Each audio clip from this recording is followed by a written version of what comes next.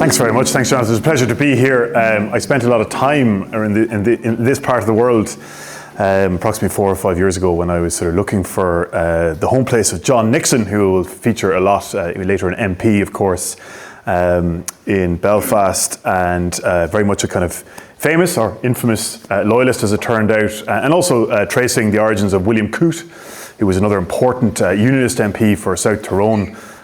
So it's interesting to see how the border counties and loyalists from the border areas, played a really important role in the early years of Northern Ireland, even though they were, of course, the three counties had been excluded: Donegal, Cavan and Monaghan. We'll come back to that, and I think that sense of displacement for John Nixon was important, very much influenced his politics in Belfast in terms of not an inch. And he even came up with the phrase "never, never, never," which you might have somebody else, and also "not an inch," which somebody from North Antrim later stole in the Troubles. But of course, he had been Nixon's driver towards the end of his life in Stormont.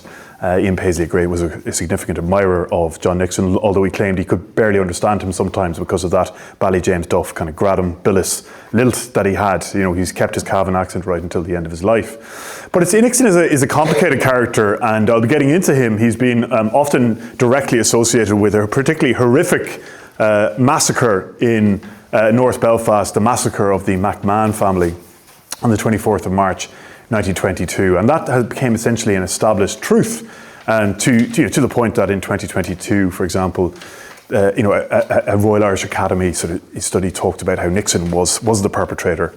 And so I really started off from the position of trying to investigate that crime, but also trying to, I suppose, bring to light how that crime, how that seismic, that dreadful night, a rainy night in Kinner Terrace, just off the Antrim Road in North Belfast, the reverberations that crime had for the politics of Northern Ireland and for this island. So I'll just start off with a quick reading from the book. It sort of, in some ways, it sets the scene of the murder itself, and then I really want to kind of talk tonight about how such an atrocity could happen, and again, also trying to then understand its consequences, the enormous consequences that it had for the politics of not only Ireland but also Britain's relationship with Northern Ireland as well. Shortly after 1:20 a.m. on 24th of March 1922, at the height of what became known as the Belfast pogrom, 5 men smashed their way into Three Kinner Terrace, the family home of a well-known and prosperous 55-year-old Catholic publican, Owen McMahon, and his wife, Eliza. There they lived with their 7 sons and a daughter. 4 of the men wore police uniforms and carried revolvers. They went straight upstairs to the bedrooms, where they ordered the members of the household downstairs to the ground floor.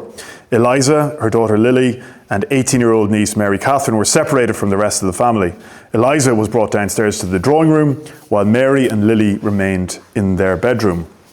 Owen, 6 of his sons, Bernard 26, Frank 24, Patrick 22, John 19, Thomas Gerald 15, Michael 11, and an employee of the family, 26-year-old Eddie McKinney, were brought to the dining room.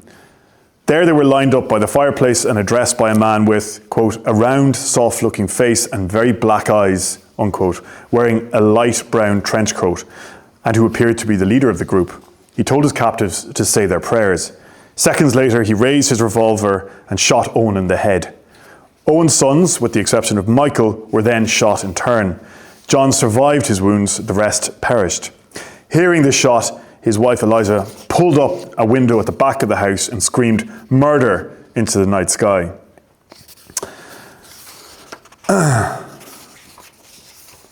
On the night of the massacre at Three Kinner Terrace, the McMahon's immediate neighbours were Rosabel Purdy at 1 Kinner Terrace, who owned a boarding house, and a nursing home run by matron Mabel McMurtry at number 5.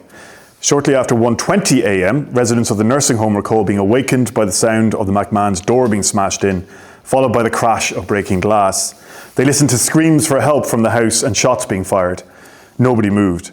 Matron McMurtry heard Eliza McMahon shouting to her to call the police, followed by the sound of more screams. Then Eliza again called to her, telling her to, quote, ring up the hospitals and get ambulances, unquote. Matron McMurtry phoned Glenravel Police Barracks, the headquarters of the Royal Irish Constabulary's D District, which was situated a few hundred yards from Kinner Terrace. A nurse at the home saw a group of men running away from the McMahon house, but she couldn't make out their faces. It was a drizzly night. The men were concealed by an absence of street lighting at Kinnaird Terrace and little or no moonlight. The manager of Purdy's boarding house, a man named Arthur Hamill, recalled that he was awakened by Beatrice Purdy, Roosevelt daughter, who told him that shots were being fired and to get up. He looked out of a window and saw a bright light streaming out from the McMahon's house onto the street. As he pulled on his trousers, he heard, quote, bang after bang as if the shooting was in the very house with him, and long and terrible screams of agony, unquote. A few minutes later, there was a knock on the Purdy's door. Hamill shouted to the men to identify themselves. Police on duty, came the response. Hamill opened the door. It was the police from Glenravel Street. He agreed to accompany them to the McMahon house next door. Once out in the street, Hamill saw that the door to the McMahon house was still ajar and there was smashed glass on the ground. He entered what he described as a house of horrors.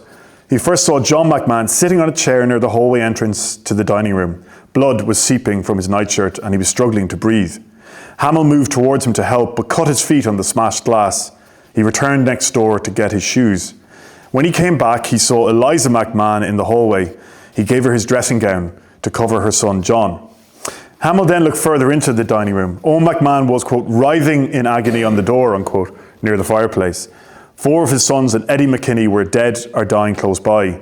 Eliza ran to her son Michael, who was hiding, wordless and in shock, under a large mahogany dining room table. He had escaped the shooting. 2 ambulances arrived at approximately 2 a.m. Frank, Patrick and Gerald McMahon and Eddie McKinney were already dead by the time they were brought to the Mater Hospital. Owen died shortly afterwards. Barney lingered on, dying on 4th of April, 11 days later. A doctor gave the shaken ambulance party and police a shot of brandy when their job of removing the bodies and wounded to the hospital were completed. A journalist who visited the McMahon home the same day as the murders described it as, quote, a scene from a slaughterhouse. On either side of the fireplace lay large pools of blood, thick, heavy, coagulated stuff that turned one sick with horror. In places it was rubbed and disturbed as if someone had rolled in it. In others it was clotted in lumps as if someone had macerated a fresh bullock's liver and strewn it about, unquote. The dining room table was scarred by 2 bullet marks. On the table lay the remains of the victim's last meal: milk, butter, teacups, bread and oatcakes. On the sideboard stood an empty naggin of whiskey. An empty casing from a Webley revolver was also reported to have been found at the scene. Kinnaird Terrace was a Victorian street of 8 large houses in North Belfast, built to accommodate the city's expanding managerial and professional classes. Spatial garages had been built beside the houses for large saloon cars. Number 3 Kinnaird Terrace had 5 bedrooms and 3 reception rooms, including a dining room and a drawing room spread out over 3 floors. It overlooked a small estate and mansion owned by the Bruce family, one of the city's oldest dynasties.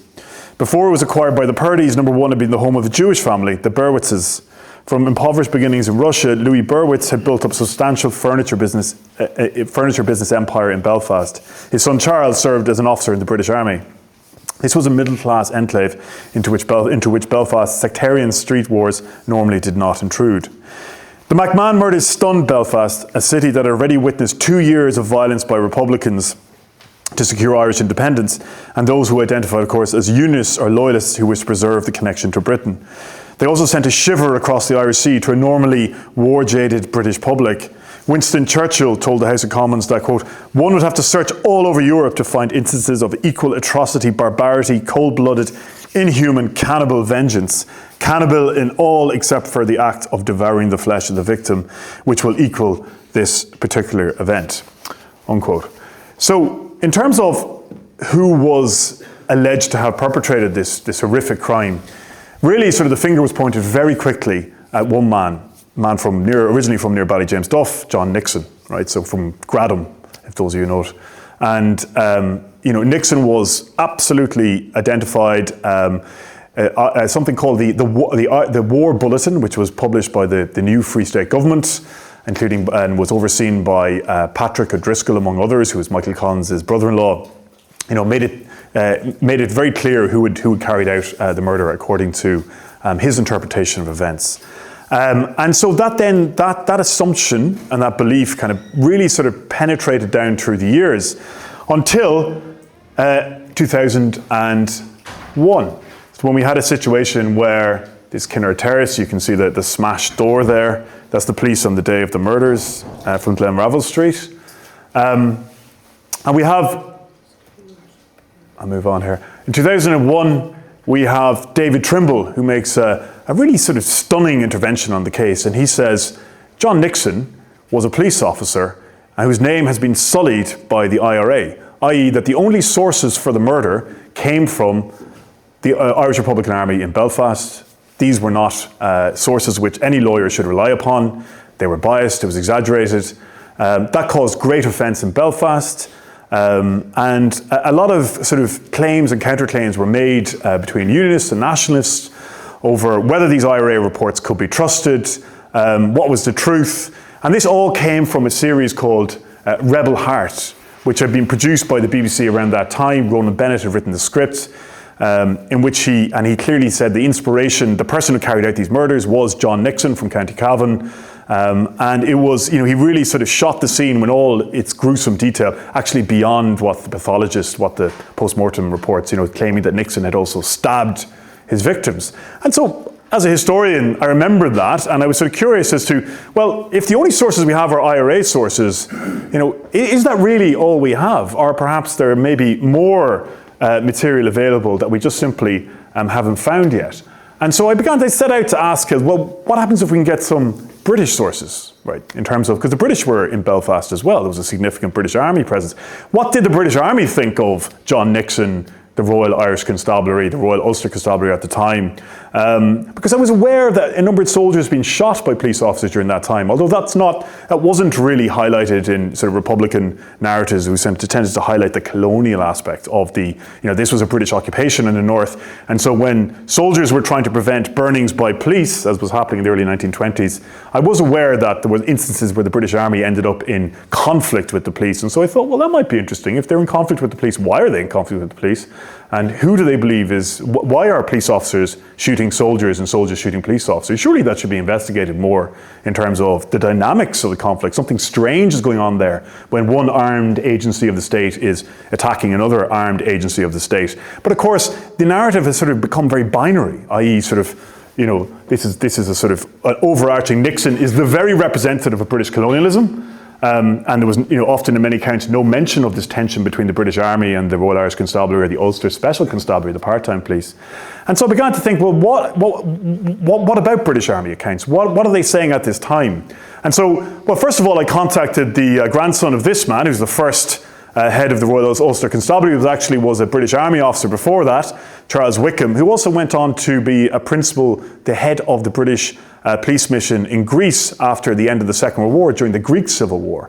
And in some of his memoirs are quite interesting in that he talks about the Protestant murder gangs in the police in Belfast and how this was being replicated in Greece, in Athens, in the 1940s during the Civil War, where there were also murder gangs within the police. So he's making direct comparisons. So I said, okay, here we've got a source, the first head of the RUC, who's acknowledging that there were murder gangs in the police in the 1920s. That's not an IRA source. That's not Michael Collins saying that.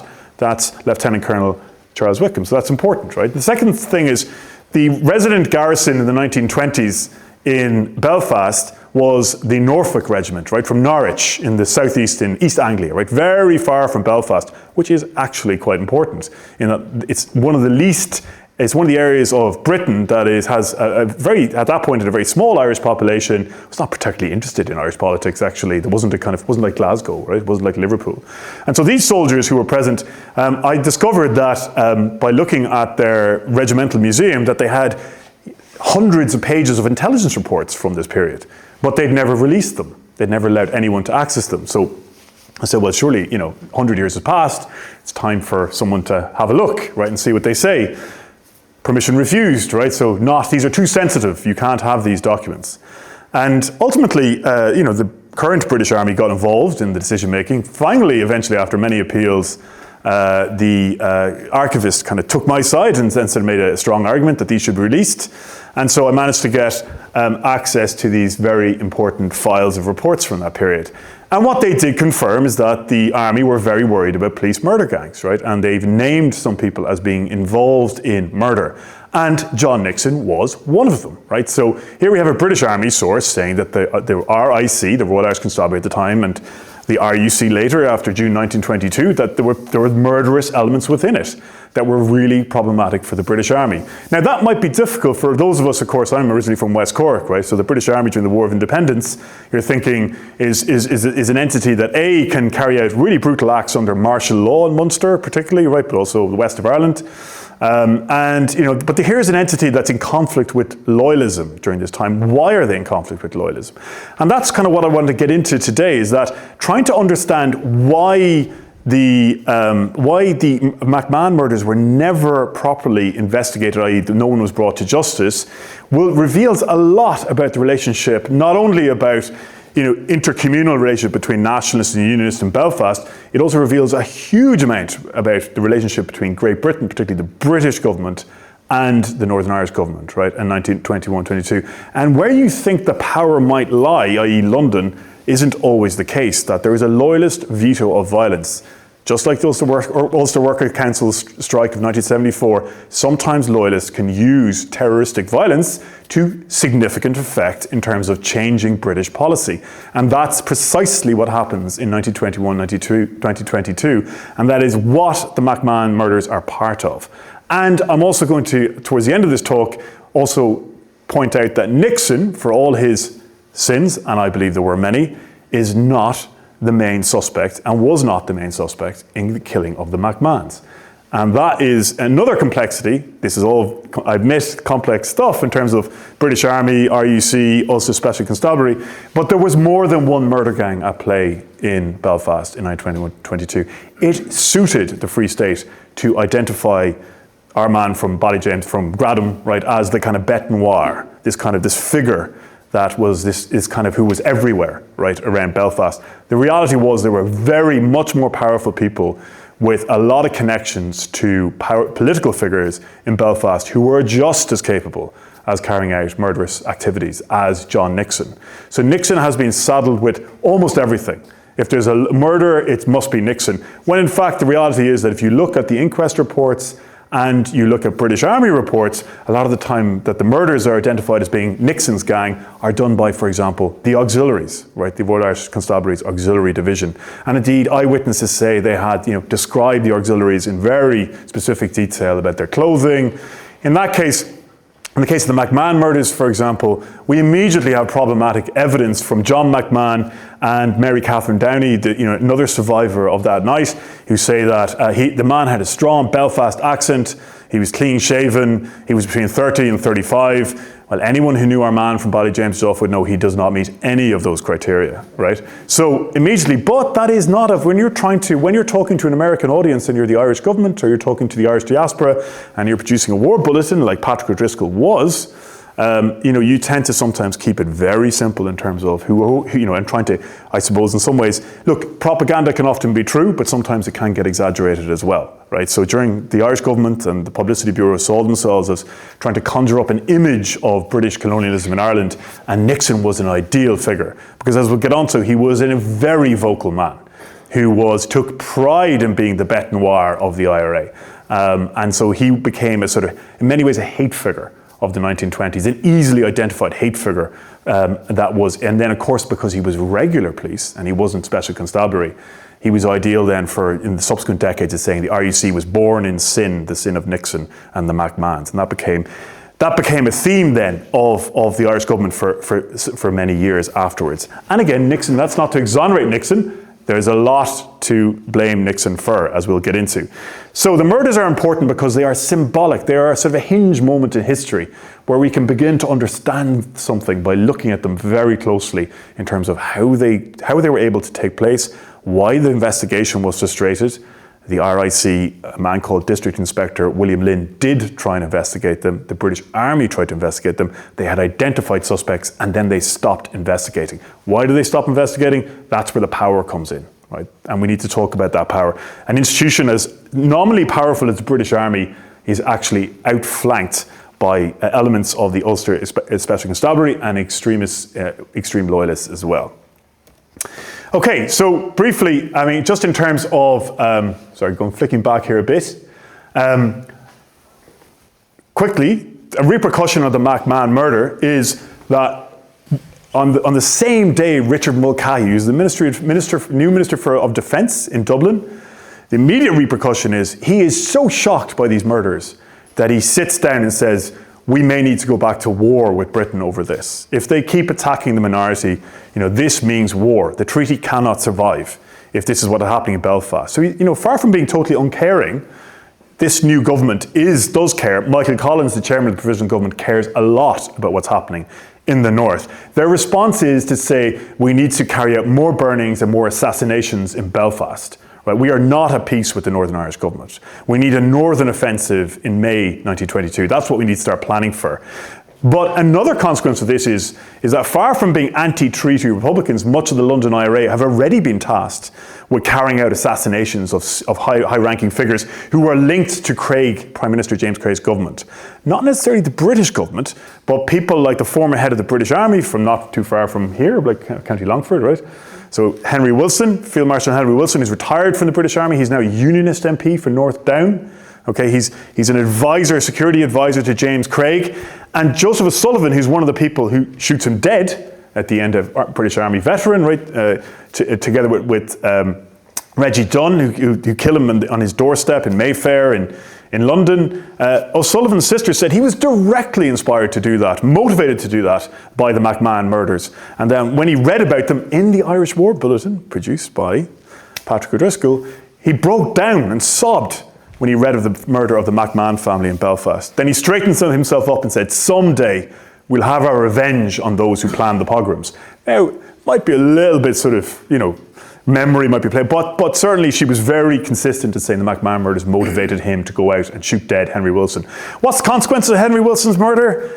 At the end of June 1922, the British government give an ultimatum to the Free State, to the provisional government, right, and they say, you must go move against the anti-treaty IRA. Their intelligence is wrong. They presume that the anti-treaty IRA, the Tom Barrys, etc., in the forecourts, that they had planned the murder of Henry Wilson.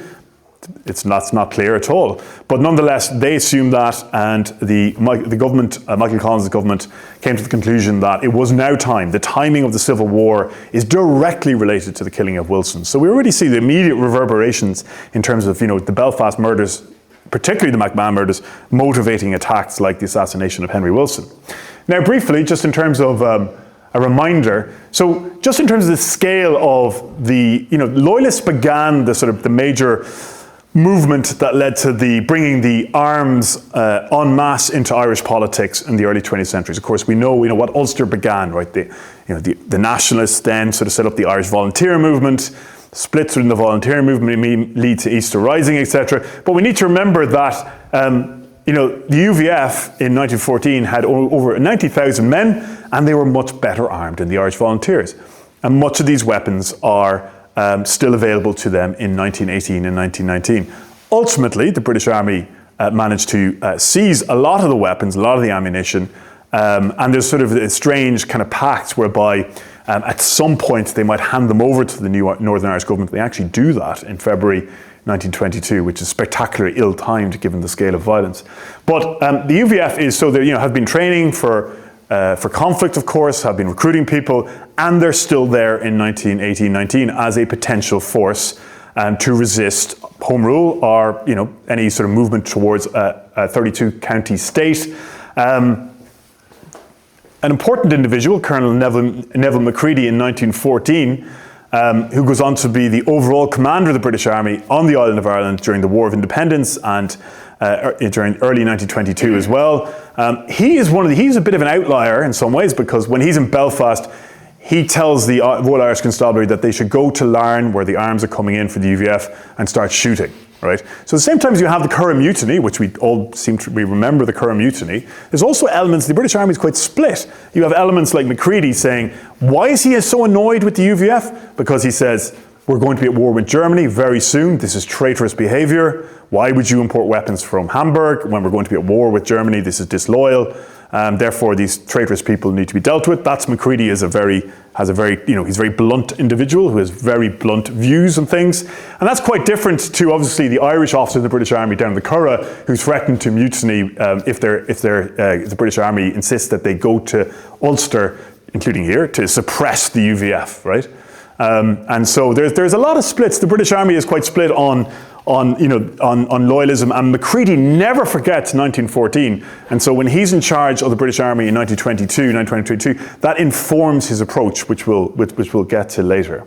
So, of course, the First World War intervenes. This is the Burke platoon of the UVF in Donegal, very well armed, right? Generally trained by ex-military, so lots of ex-sergeants, etc. So, well organized, well armed.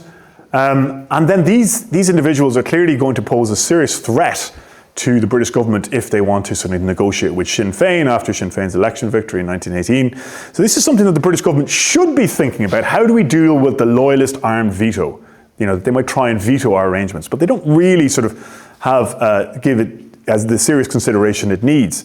Meanwhile, in July 1920, Ulster has been pretty quiet for most of the earlier period of the War of Independence, right? So 1919, early 1920, it's kind of almost eerily quiet in Belfast. And this is partly because, Belfast is a very Hibernian city, right? So there's basically, unlike other places in the island of Ireland, the Ancient Order Hibernians and the Irish Parliamentary Party and wee Joe Devlin, right, the MP for West Belfast, are very popular. And so Republicans are a minority within a minority. Belfast, again, is tends to vote 2/3 kind of Protestant Unionist, right? 1/3 Nationalist, and the majority of Nationalists are Hibernians, right? Hibernian in their outlook. They're not Sinn Féin supporters, right? So that limits then what the Belfast IRA can do. It doesn't mean that their leaders are any less dynamic. Actually, they're some of the most dynamic leaders in the island of Ireland, but they are limited. And people like the Devlin, the Hibernians, tend to look at their military organisation, and the Hibernians do have a lot of weapons. They look at it as a defensive organisation. They have something called the Hibernian Knights. A lot of money is sent from Dublin in early 1920 to get arms, machine guns for the Hibernians, etc. They have some Irish volunteer, but these are all defensive weapons, and they'll be used by ex-soldiers to defend, if necessary, Catholic areas from loyalist attacks, if it comes to it.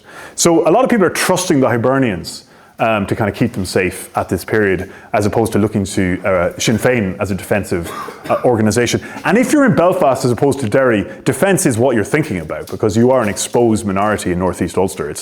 You don't feel as confident perhaps as you do maybe in Derry, where you're very close to Donegal, where there's a majority nationalist population. So Belfast is distinct. And so the IRA doesn't go on the offensive there. There are also people in Sinn Féin, Louis Walsh being among them, senior Sinn Féin leaders in Ulster who are saying do not go on the offensive, because there will be there will be enormous outbreak of sectarian violence, such as we've seen in 1886, etc. We don't want that happening again. So we can wage the war elsewhere, we can politically mobilise. They're later called kind of defeatists, and the younger generation, Roger McCorley, Seamus Wood, see them as kind of white flaggers, the older generation, defeatists, and ultimately they will go on the offensive. But for the first 6 months, it's pretty quiet. Then Carson gives a speech in July of 1920. And essentially, he says that if the British government are unable to protect loyal citizens and their property, we will have to take the law into our own hands, is what he kind of says. And the UVF, also Volunteer Force, who are rearming during this period and reorganising, take that as a signal then to mobilise. And there's a kind of sporadic outbreak of violence in the summer of 1920, whereby Catholics are attacked, expelled from their workplaces, from the docks, etc. 8,000 civilians are forced to leave their homes. There is some tit for tat, so Protestant civilians make up the minority victims, but there are significant attacks on Protestants as well, sort of reprisal attacks. And there's a particular approach to target businesses that are seen to predominantly be owned by one side or the other. So by late 1920, the IRA have embarked on a systematic arson campaign against Protestant, assumed to be unionist businesses in the city. That's Michael Collins' approach very much, that unionists, if they feel it in their pocket, will back down. Because Belfast is the largest city in the island of Ireland. It's a lot of its customers, of course, are on the island of Ireland, and therefore, that this commercial logic will lead to a softening of the unionist position. On the other hand, loyalist pubs in Belfast are the majority of them are owned by Catholics. And so what we see is by March 1921, so literally sort of less than 9 months after the outbreak of violence, half of licence holders in Belfast have been robbed, intimidated, are burned out of business. So actually, well, 200 are essentially out of business, right? So you've half the publicans. And the McMahons are really important publicans in Belfast, some of the largest, and a lot of their businesses are targeted during this time, as are many other Catholic publicans. You'll see sort of a spike. So of the 500 deaths, predominantly civilians on both sides of the community, you see that there's a real spike around the time of the McMahon killing, so March 1922. So there's kind of, nothing in June, and then a spike of killings. It sort of it dies down a little bit and then sort of begins to escalate. This is particularly after the Anglo-Irish Treaty. Why would loyalists kind of dislike the Anglo-Irish Treaty? And again, you'll see here that it's incredibly concentrated, the killing. So just, if you see the sort of thicker black lines there, that's where most of the killing takes place, kind of in the immediate vicinity of Belfast city centre, west and north, right? So York Street, Antrim Road, kind of between the Shankill and Falls Road. So that's very much the fulcrum of violence throughout what is often called the pogrom in nationalist circles. Don't mind the map too much, but you see Kinner Terrace is up here in the north of Belfast. This is kind of Royal Avenue, centre of Belfast here. And this is where the violence is taking place, so the Shankill here, and then sort of, around kind of North Belfast, West Belfast. That's very much where the violence is concentrated. So, and where most of the victims are. And here again, you kind of see the pockets. You've got the Markets area, Short Strand area, right? So in East Belfast, and then you've obviously got the Falls, kind of Divis, Leeson Street area around here, right? So it's a little bit of a crude map, but you get an idea of the geography and indeed the vulnerability of the minority population in Belfast during that time. So again, we talked about sort of expulsions already. Meanwhile, by July 1920, there's only around 500 sort of in terms of IRA. Overwhelmingly Catholic IRA volunteers, there's only 500. Around the same time, you've got easily the UVF on their rolls have more than 9,000 strong, right? Meanwhile, we see the Northern Irish government are beginning to start advocate for something called the Ulster Special Constabulary by late 1920, and I will get into that in a second. Now, why would the IRA go on the offensive in late 1920? Well, it's partly it's partly because they believe that they have national momentum. There's a dynamic young generation of IRA volunteers led by Seamus Woods, amongst others, who believe that ultimately that Belfast shouldn't sit out the War of Independence, that it should fight for independence. And again, they also support the logic that unionists are predominantly concerned about commercial aspects, right? So they want to, if you burn down enough factories, enough mills, etc., that they will give in. That's an absolute set in stone logic that Woods, Owen O'Duffy, who's the preeminent IRA commander in Ulster during the War of Independence. And then, O'Duffy, once he has been based obviously in Monaghan. His area of operations includes, around Coot Hill as well at one point, and obviously around Lisnaskea in southeast Fermanagh. Right, so that's his kind of area of operations. And he clashes with our old friend John Nixon during this time, right? So John Nixon is the district inspector in Lisnaskea. He's married locally, Nellie Moore, from near Cavan Town, right? And he likes to be close to family in Cavan. And during this time, O'Duffy tries to kill him on a number of occasions, and even leaves him a note after an attack on Tempo RIC barracks in October 1920, where he says, if you carry out any reprisals, I will kill you. And Nixon responds at the inquest into the death of his Sergeant Lucas, and he says, I care as much about the opinions of this man as I do about a dog in the street, right? And then he strikes, he hammers the table, and he says, never, never, never, right? That's where it comes from.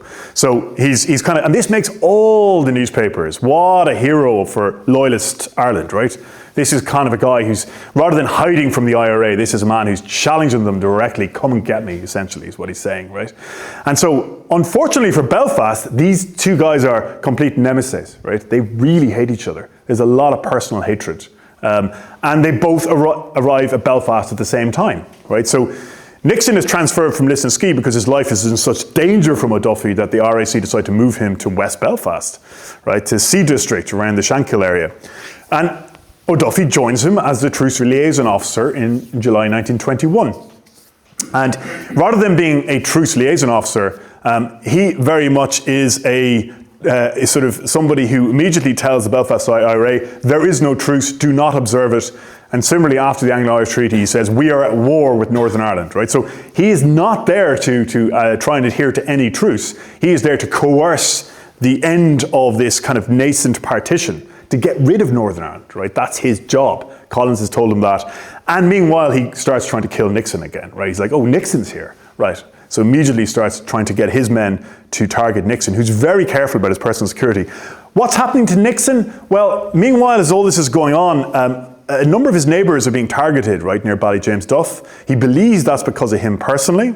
His wife is also terminally ill. She dies. She cannot be buried in County Cavan. And that really affects him, right? She has to be buried in Fermanagh because he can't go home. And his brother, Sam Nixon, who's a detective in the Dublin Metropolitan Police, has also been targeted for assassination and is very nearly killed. So Nixon is a man under quite a lot of stress at this time. He's also a highly volatile figure anyway, in terms of his mood swings, anger, and he's dealing with this man in Belfast who's working out of St. Mary's Church, sort of dispersing arms, escalating the burnings in late 1921. So it's an important rivalry, right? Monaghan and Cavan, loyalist Cavan versus Republican Monaghan. It's an important rivalry being played out in Belfast. And Nixon has support from William Coote, who he knows for many years. William Coote was a wool merchant from Ballyjamesduff, right, who moved to County Tyrone 20 years before partition. And Coote is a champion of Nixon, saying that this is what the police need. They need spine like Nixon. And I know his family well. And they both have this, so they're both kind of elevated as these frontier loyalists who have sort of held the frontier for a long time and have now come to Belfast to sort of defeat the IRA enemy in the city.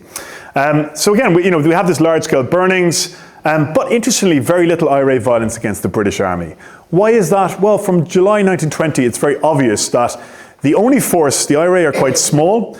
The Hibernians ultimately don't mobilise in significant numbers to take on the loyalist mobs who are burning houses, who are killing people in the street.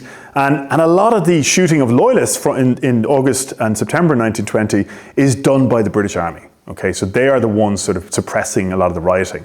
And that's understood by Roger McCorley and others. Roger McCorley claims at one stage that the IRA are actually fighting alongside the British soldiers in terms of, the British don't say anything about that, but there is a kind of de facto truce going on. There's a very complicated violence going on here, whereby elements of the police and of course the UVF are seen as the real problem. Now the Norfolks are really disliked by loyalists in the city for that reason. And they even there is a rumour going around that this is actually the Virgin Mary, right, Britannia on their caps. And there's also a rumour that they are predominantly Catholic because the Duke of Norfolk is Catholic, right? That's just not true, right? It is true that a lot of them have married locally, right? And so they have, particularly West Belfast, around the Falls area. So, they are not interested in the local dispute so much, being from Norfolk. They just don't seem to take much of a side in terms of, they do dislike, any assumption that they are, and they do seem to be a little bit horrified by some of the violence that they witness. Remember, the average age of the Norfolk soldier at this time is 19. They haven't served in the First World War. And they've never been exposed to things like, people trying to set women alight in the street. That's something that they just haven't seen. And they do not approve of it, right? As you can imagine, as young 19-year-olds turning up from rural Norfolk and then suddenly seeing a type of sectarian violence that they're just not, they are appalled by it. Generally in their diaries, their letters, their reports, this is something they don't like, right? So again, it means that they're willing to suppress it in a way that's interesting. And the Seaford Highlanders from Scotland who turn up in July 1921 certainly there is an orange element to that battalion, and they do celebrate, the 12th of July when they are in Belfast. There's no trace of that among the Norfolks, who are just a different entity, right? So there is some kind of divergences within the British Army that are worth highlighting. And the Norfolks are very much kind of, in terms of look at their size, only 67 officers and just over 1,000 soldiers. And then you think about the size of the Ulster Special Constabulary, which we'll get into in a second, which is just so much larger. And then you begin to think about who actually has the balance of power here in terms of the use of force, right? So from August 1920, basically the UVF is around 10,000 men. We talked about the Belfast Brigade of the IRA being 500. And ultimately, the British reports from military headquarters in Belfast are really concerned about a loyalist putsch, a coup, right? That ultimately that there'll be some, extreme movement so they won't be able to cope with it. And that the UVF will sort of set up a military quasi-dictatorship in Belfast. So how to deal with that? They say, well, look, we're short of men up here. Much of the effort is, in the martial law area, in Cork, in Tipperary, etc., in Dublin. So therefore, look, we'll co-opt the UVF, turn them into auxiliary police, part-time police. We'll put British Army officers in charge of them, or retired British Army officers. And surely that's a better outcome, just letting the UVF out there, where they're so large that we, the Norfolk Regiment, for example, can't suppress them. McCready, who I mentioned previously, is dead against this. He said this would be disastrous, because these are undisciplined, they are prejudiced, this will lead to civil war dynamics breaking out in the north of Ireland. Major problem. He's ignored, and the Ulster Special Constabulary are set up. Generally speaking, they're the full-time A specials, who were initially around sort of 4,000 strong. They're better disciplined. The part-time B specials are problematic, particularly in Belfast. And we'll get on to a class called the C1 specials in a minute. So the British Army, the Norfolks, are really appalled by what they see in terms of special constabulary violence. Rather than being better disciplined, then they think this is just the mob in uniform. And the Norfolks begin to send very damning reports about what they see as, B special constables who are involved in sectarian violence, burnings, killings, etc. And they demand then from Dublin Castle, remember the British administration is still in play in 1921 during the truce period in Dublin Castle, they say you have to take them off the streets. Because rather than suppressing violence, these are the instigators of violence. And that happens, right? So the British Army, General McCready says, get them off the streets, hand in their weapons, send them home with the B specials. The A specials should be kept outside Belfast. That's the orders, right? Now this happens on the 7th of September 1921. This infuriates the Special Constabulary, but it particularly infuriates an organisation called the Ulster Ex-Servicemen's Association. Now, who are the Ulster Ex-Servicemen's Association? They're not the British Legion. This is a loyalist veterans organisation that is made up, there are many within its ranks, veterans who have served in the Special Constabulary, and they now form something called the Imperial Guard, right? The Ulster Imperial Guard, which is, exclusively Protestant. It's very working class in terms of lots of its leaders. They're not the officer class or the lairds or the business elite. These are people who often link to loyalist labour organisations, right? And they are people who are, they're often called the Crimson Loyalists because a bit of orange, a bit of red. Craig hates them, right? He's genuinely very scared of this organisation because not only do they talk about resisting any compromise with Dublin, and Craig is still holding out he doesn't want a sort of tariff border to appear in the island of Ireland that really harms Belfast business. That is true. He doesn't want that. He's looking for some conciliation with Southern Ireland, right, as he calls it. But these guys don't want any conciliation with Dublin, and they also want lots of social housing. They want jobs. They talk the language of labour, right? And they actually threaten Craig directly. So Richard Tregenna, who's one of the IMP's key leaders, says, join the B force to get confidence along 3 yards of steel. And if James Craig and his £3,000 a year cabinet don't like it, turn them around that way, and we will put men there who believe in it, right? So that is a direct threat that if you don't do what we tell you to do, we will launch a loyalist coup against you. Right, so James Craig has something to worry about, right? This is not. They also threatened to march on Monaghan, by the way, because they like North Monaghan. They think should be annexed. There's enough loyalist population, they claim, rather dubiously, in North Monaghan to annex parts of of Southern Ireland as well, right? So, okay, in terms of what happens is Craig reports he immediately he's terrified, right? So he turns to London. He says, either you let the Special Constabulary come back in the streets, or I'm finished. Right? These people will overthrow me. And so you need to, A, give me primacy over security. The British Army are no friend of loyalists in Belfast. So you need to let the police, i.e. the new Minister for Home Affairs, take control of law and order security in Belfast, not the British Army, not General McCready, not the Norfolks. And Prime Minister David Lloyd George says, I can do without this headache? Absolutely, take over. Right, you're now in charge of law and order. You're now in charge of you. And what happens is that the Special Constabulary are immediately deployed back in the street. There's an immediate spike of violence in late 1921 and early 1922, leading up to the McMahon murders. And the other thing is the British Army tell David Lloyd George to get stuffed. They say, no, we're not. you think we're going to hand over control of Belfast to the police in its current state? You're entirely wrong. And Lloyd George, this is actually a little bit insubordinate, but they basically say, we will continue on with the current practice of the army having primacy in Belfast, not the police. And Lloyd George doesn't quite sort of, face down the army. He doesn't say, well, that's insubordinate. You can't do that to me or my cabinet. Essentially, we have this very confusing situation where the army are still deploying as if they can tell the police what to do. And meanwhile, James Craig is telling his cabinet, we now tell the army what to do. So it's chaotic. Right, at the end of, now it clarifies after April 1922 when the Special Powers Act comes into play, and then the army sort of essentially steps down and goes, yes, the Ministry for Home Affairs now has unambiguous control over the security situation, and we are simply aid to the civil power. But for a few months, things are very fluid and confusing in terms of whether it's the army or the RIC, Special Constabulary, who has primacy, who is in charge, right? So it's messy, to say the least, during this period. Now, why are loyalists so angry about the treaty? They're furious because they look at the plans for a new army in the south, and they hear people like Richard Mulcahy saying, we're going to have an air force. The British are going to give us artillery, right?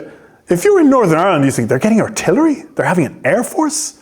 They think that's going to be turned against us. And Michael Collins is not making a secret this time that ultimately he does think that it's going to be a war in the north, and that the National Army will go north, right? And he's telling O'Duffy, and O'Duffy's telling everybody, and there's lots of intelligence on the Unionist side for them to be very, very alarmed, right? So that's why they hate the treaty. They don't believe it consolidates Northern Ireland. They believe it puts Northern Ireland at risk, right? It will be strangled at birth, as O'Duffy talks about. We're going to strangle it at birth, right? We'll give them the lead, is what Owen O'Duffy says. And this really terrifies, when they make these speeches in Armagh, etc., it really terrifies loyalists, who then escalate in terms of this feverish atmosphere. They then begin to escalate their killing, right? So they begin to see Republicans everywhere. They believe that they begin to target whole areas in terms of burnings, murders, particularly around the Carrick Hill. So, Stanhope Street, the area in inner city West Belfast particularly, but also around the York Road area, off the Antrim Road. And the imps are behind a lot of the violence. Craig now moves in and says he will co-opt the Imperial Guard. He will give them an offer. The Orange Order mediates for Craig. And he says that the Imperial Guard, he will create a new class of the Special Constabulary, the C1 class, which will be armoured, better paid. They will have machine gun, artillery, and they will be Ulster's army, he says. And at one point, they even approached the Royal Air Force and said, "Can we get some aircrafts, right? Airplane. We want." And this is the police, right? Asking for this, and the RAF say, Lord Trenchard said, "Absolutely not. We don't want a police in the UK having an air force." But that's what they're aiming for, to defend against what they see as the threat from the south. But also it's a way of dealing with the Crimson, these dangerous red loyalists, as some people are, the Crimson loyalists that Craig is afraid of. Co-opt them and then pick them off in terms of leaders. So Tregenna, they get rid of Tregenna after a few years. They begin to dissipate this potential opposition movement against the Ulster Unionist leadership. Now, in terms of, really, General Cameron, who's the head of the British Army in Belfast, he talks about, now he's worried that they're beginning to dominate the government, right, at this point, that they're using violence as a means to intimidate Craig, right? And as the violence escalates in response to things like the Clonus affray, right, so this clash between the National Army and the Ulster Special Constabulary in the border town of Clonus in February 1922, the violence gets, really dreadful in terms of arson, in terms of murder. This is just this is kind of a religious card which talks about, murder was powerless here from the pogrom time. And meanwhile, John Nixon, is also basically telling the army that he will no longer take orders from them, right? So at one point the army he's telling them that he needs to order the Special Constabulary out of certain areas of his district in West Belfast. Ardoyne, for example, the army don't let the Special Constabulary deploy there because of the violence they perpetrated. And Nixon tells the Special Constabulary to go into Ardoyne. And he says, "The military officer be damned, I'm in charge of this district," right? So there's a breakdown in relations between the British Army and parts of the Royal Irish Constabulary during this time. And meanwhile, the Special Constabulary tell the British Army, we're going to shoot you if you don't let us have our way. Right? We are going to attack you. And this is very open. Colonel Crawford, Fred Crawford, is responsible for a lot of the gun running, and he tells, he's telling the army this. He said, if you don't back down, they will attack you. And he writes about how one special constable said about the Norfolk soldiers, he said, we will eat them up. Most of them been in the late war in the military. Most of us have been in the late war, and the military are only schoolboys and will be nowhere with us.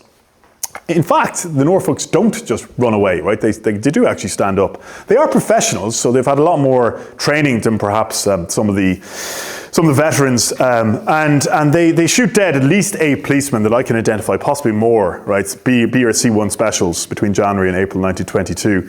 Loyalists also killed a British soldier, and they wound quite a few others, including some officers during that time. So it's a very tense time. We won't talk about that. This is just one of the.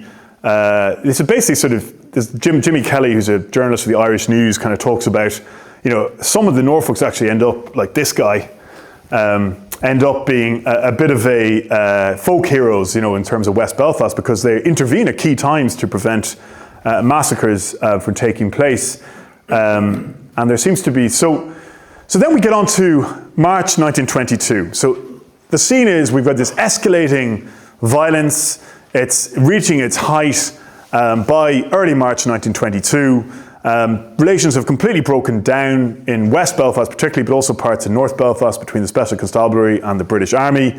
At this point, the IRA are incapable of defending Catholic areas. They just don't have the numbers. They've recruited heavily during the truce period, but they don't have the weapons, they don't have the numbers to do so. And we have a situation where the Imperial Guards are ever more powerful. They're being co-opted into the police. Some of the most notorious murderers identified in British intelligence reports are C1 specials now. And the McMahon murders, we need to ask then, so why do these happen? Why are the McMahons targeted? We'll come back to that later. So in terms of why they're targeted, well, people say it's because this man is sort of such a visceral, fanatic. He's so sectarian that they are simply a symbol of nationalist business success, and therefore, they will do as a means in which to intimidate the Catholic population. Now, again, the evidence is not so strong in terms of his physical comportment, his very soft accent, which is noted. His Ulster credentials are constantly questioned because of his soft lilt. And it doesn't really match. He also doesn't seem, he has a lot of motive against, there are Republicans' families like Sean McEntee's father, for example, John McEntee owns a pub. There's lots of publicans who have clear Republican credentials that Nixon could have targeted. So what precisely is his motive? It's difficult to find. The other problem is that it's outside his district. So it's D district, not C district, is the Antrim Road. And so we do have, however, a sort of misleading report saying that, Mary Downey, one of the survivors, Patrick O'Driscoll, who's writing, as I told you in the bulletin, says, that Nixon's details, tallies, his physical details, his accent, etc., his age, all tallies with Mary Downey's evidence. It's just not right. It's just not correct at all. So it's just propaganda. It's not actually true. She describes how 4 of the 5 men were dressed in the uniform of the RIC. John McMahon says, I know they are specials, not regular RIC. So again, the report from Patrick O'Driscoll and the Irish government is that these are all regular RIC, but the witness statement says the opposite. They're not. They're a special constabulary. So you've got a difference now between the witness statements and what the Irish government is saying persistently for decades. Mary Downey is actually very clear. She gives a really good description of the man that she sees as leading the group, right? Again, his Belfast accent, his age group, etc. And then we have a motive of one individual that is extraordinarily clear, right? I'd say it's actually hiding in plain sight, is that there's a man called David Duncan, who's a commander of the Imperial Guard in North Belfast, who he's been one of the guys who's been behind burning pubs and killing Catholic publicans. That's kind of been his major activity in much of late 1921, early 1922. He is an ex-British soldier. He served in the Royal Irish Rifles. He served in Russia during the Civil War as part of the North Russia Relief Force. He's an ex-auxiliary, and he's been basically booted out of all of these because of his instability and his propensity for alcohol. He's an alcoholic. He's extraordinarily violent, right? And later he's diagnosed as suffering from paranoid schizophrenia. So he ends up dying in a mental hospital in Toronto, in Canada. But in terms of his motive, back to the motive, in November the 24th, 1921, he focuses his attention on the McMahons. And Patrick McMahon has recently, Owen's brother, has bought a very big business on the York Road, big pub, and a spirit grocery as well, shop, etc. And Duncan shows up, stands around, Patrick McMahon opens the door, he shoots at him from around 5 yards, tries to shoot him directly in the head. Patrick McMahon ducks, fortunately, and is spared. The next day, Duncan kills James McIver, who's a neighbouring businessman of McMahon's. McMahon is pretty outraged by this, and because he knows Joe Devlin and some of the leading, and also is very connected to City Hall, the McMahon family moved to try and have Duncan brought to justice. Right? They're sick of this. Right? So they are powerful enough to contact people like Joe Devlin, who's a friend of the family, and also District Inspector William Lynn, who is a Catholic district inspector of North Belfast, who is known as the most exceptional police officer of his generation, the RIC, for solving murder investigations. And thankfully, as his son told me, he kept a diary, okay?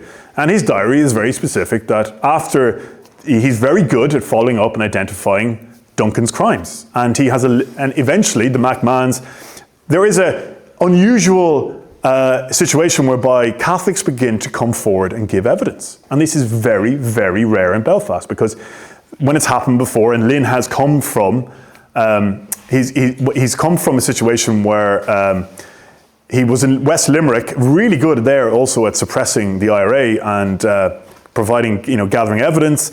He was in Westmeath, he solved murders in Westmeath back in 1908, very high profile murder. He's got this record of being incredibly thorough. And so he manages to, suddenly these witnesses come forward, whereas before when Lynn had gone through a bit of a bad spell where a lot of his cases in mid 1921, the autumn, had all collapsed. Why had they collapsed? Because witnesses were intimidated, shot, murdered, right? And Lynn had a problem. This was very difficult for him. So he kept producing these really strong prosecution cases. Then when they came to court, the perpetrator, the Imperial Guard perpetrators, always got let off. And then they always tracked down the witnesses in their court case. The juries would generally this was jury trials. It wasn't a sort of, a military tribunal or a diplock trial or anything like that. And jurors who were clearly being intimidated, Lynn complained about it, but there was a period when he just didn't seem to be able to pursue prosecutions. And then Patrick McMahon came forward to give evidence, and other people came forward to give evidence. And suddenly it looked like this man would hang, right? But he goes to trial, and the trial is all over in around 2 hours. Basically, what happens is that one of the witnesses actually recognizes Duncan when he tried to kill James James McIver. An ex-soldier who'd served with Duncan, a Catholic guy called Bernard Monaghan, said, he'd seen him very clearly, and then eventually he says, look, I'm going to get killed if I continue with my evidence. So he says in court, he's going to kill me. And the judge says, don't be ridiculous. This is an upstanding former officer of the British Army. Not true.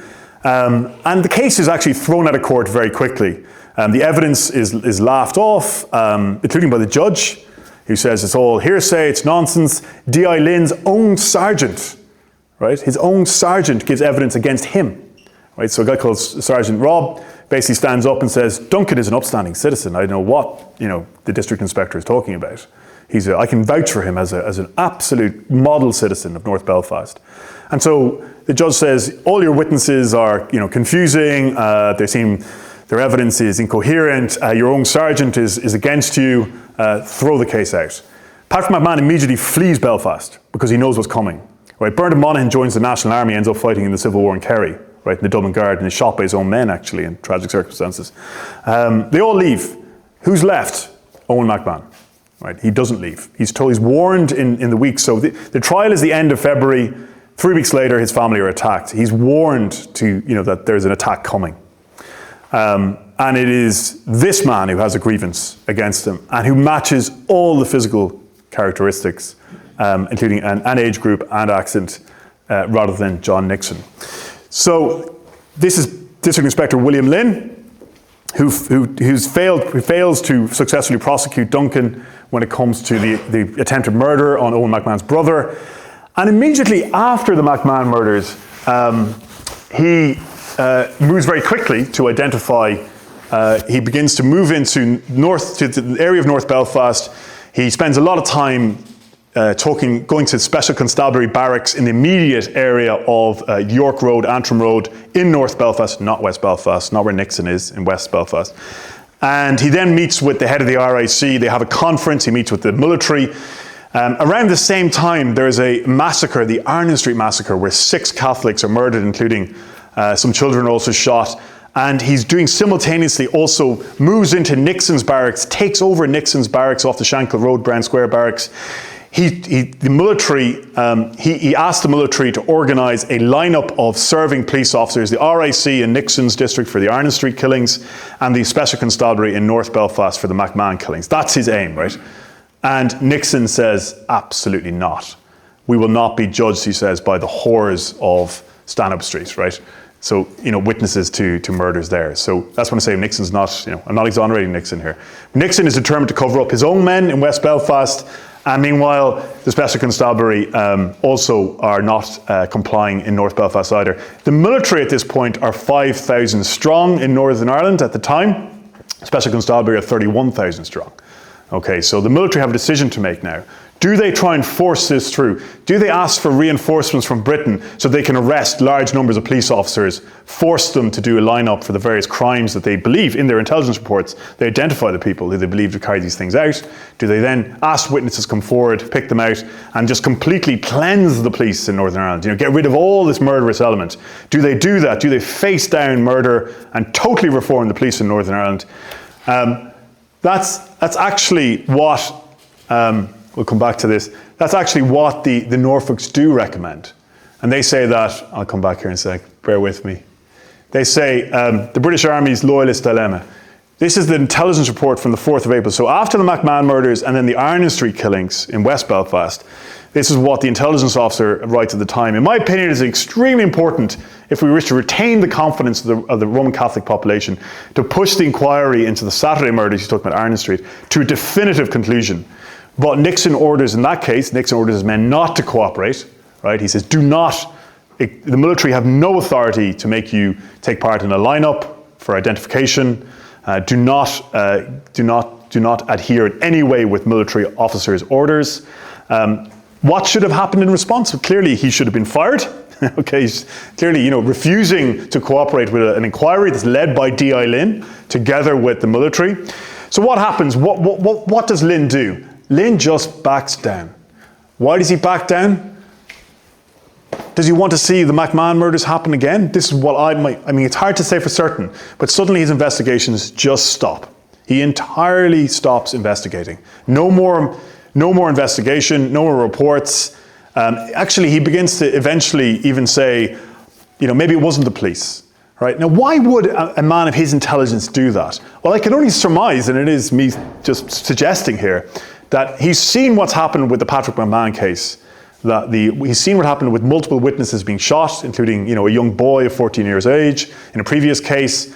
The McMahons are terrified. They do not want to continue with the investigation. In fact, their solicitor says they want nothing to do anymore with any investigations because they've completely lost faith in the rule of law and the fact that people like Lynn, they might mean well, but ultimately his investigation could have a lot more people killed and yet nobody may be convicted. That's the lesson of the previous months. And so Lynn just leaves it. Now he goes on to have eventually the police does professionalise. Elements like Duncan are eventually, the C1 Constabulary are disbanded in 1924. It does get better. But Lynn backs off at this stage. This is not the time to be attempting to convict. Interestingly, John Nixon is adamant. Now, he's happy to take plaudits for suppressing for his role in West Belfast. But when it comes to the McMahon murders, he is, I would say understandably, very, very sensitive about this allegation. And so he went only on 2 occasions, and there's one, an ex-RIC sergeant who's now retired in Donegal but never served in Belfast. He alleges that in a letter to the Derry Journal that Nixon will be haunted by the ghosts of a certain Belfast family. It doesn't take much imagination to realise who he's talking about, given the rumours that are being spread. And so Nixon sues the Derry Journal, right, in 1925, and he says that he's going to bring the truth out about the McMahons. It's time, right? And Nixon is a very connected man who does, in terms of loyalism, and the speculation at the time is he does know things, right? So he calls witnesses. He asks witnesses in North Belfast to come and give evidence. Police and special constabulary commanders from North Belfast to come and give evidence at his libel trial. David Duncan, a week afterwards, leaves Belfast and joins the French Foreign Legion. Okay, gone. Okay, immediately in the days after this is announced, Nixon's statement. In 1935, so in between, he comes back from French Foreign Legion service in the late 1920s. He marries actually a girl in Belfast, and then in 1929 he moves to Canada, and he joins sort of the Orange Order in Canada. He's involved in loyalist circles there, and Nixon again, this time in response to an IRA memoir by a guy called Charlie McGuinness, which is published in 1935. The memoir also suggests that Nixon was responsible for McMahon murders. Days after the trial is announced, David Duncan in Toronto has a complete mental collapse. He threatens to kill his wife and his family with an axe. When the police show up, he attacks the police officers with the axe, right? He's then incarcerated in a mental hospital for the rest of his life. So, I mean, this is circumstantial, but there are the only 2 times since 1922 when it seemed like some truth might emerge, because Nixon promised, he said, if I'm allowed to, and he's not, the judge doesn't allow him to introduce evidence, but he says, I will clear my name. I will clear my name of what happened to the McMahon family. And the 2 occasions he attempts to do that, both times the court strikes it out, so you won't know. We're going to concentrate specifically on the libel, not on the wider who is culpable for the McMahon murders. So on both occasions when Nixon threatens that, Duncan has a life-changing, 2 major life-changing events, right, within days of these court cases being announced, which is interesting. And that's where David Duncan is now buried in the military cemetery in Toronto. So that's his grave. And he ended, a miserable life in the end, certainly. And for me, he certainly is by far the number 1 suspect to have carried out the McMahon murders, far more than John Nixon. But again, that doesn't exonerate John Nixon. It doesn't exonerate people like William Coote, Coote from Bally James Duff was a major supporter of the Imperial Guard. These guys believed that terroristic violence suited their aims. When it came to things like after the McMahon murders, it looked like Prime Minister James Craig, he blinked for a moment. He had a pact with Michael Collins where he said he would investigate the murders. He would reform the Special Constabulary. The IRA at one point said that they would, encourage Catholics to join the Special Constabulary in April 1922. That all falls apart, right? Because when I mentioned Arnon Street earlier, the loyalists, again, William Coote and others, hate the Collins-Craig Pact. And they escalate violence and they threaten Craig, and by weeks after the Collins-Craig Pact of the end of March 1922, Craig says to the British government, I can't implement this anymore. The loyalists, my supporters. Loyalists will not accept this pact, including a border commission, right? So the potential under the Collins-Craig Pact, there's going to be revisions of the border. So what we have essentially in terms of people like Duncan do is that every time it looks like that there is political momentum, or the British Army are advocating for reform of the police, or there's this new agreement with the Collins-Craig Pact, which, by the way, Collins also, the arson continues in April 1922. It's not like, the IRA are also escalating at the same time, so it's not completely just loyalists' fault for violating this agreement. But certainly loyalists have this ability to sometimes completely thwart what is, stated British policy. So reforming the police, getting rid of the special, reforming the Special Constabulary, setting up a boundary commission, a border commission, investigating murders, they're simply able to intimidate the British government away from continuing with these courses of action. And it's partly because if you only have 5,000 British soldiers in Northern Ireland in March 1922, the question is, are you going to really tell the British public that you need to essentially go to war with extreme loyalists in Northern Ireland? How do you even begin to explain that, is what the British government, they worry about.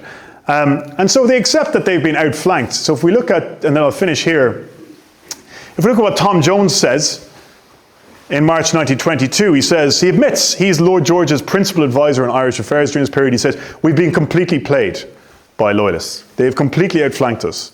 And he says, look, the government in Northern Ireland has succeeded in assuming the military function specifically reserved to the British government simply by calling their forces police. The British government is armed and is paying for forces which it is told by the one who controls them will in certain eventualities be turned against itself. Craig, in March and April 1922, said, if you try and make us give up any territory of Northern Ireland to the Free State, we will attack, we will resist that forcefully against the British Army.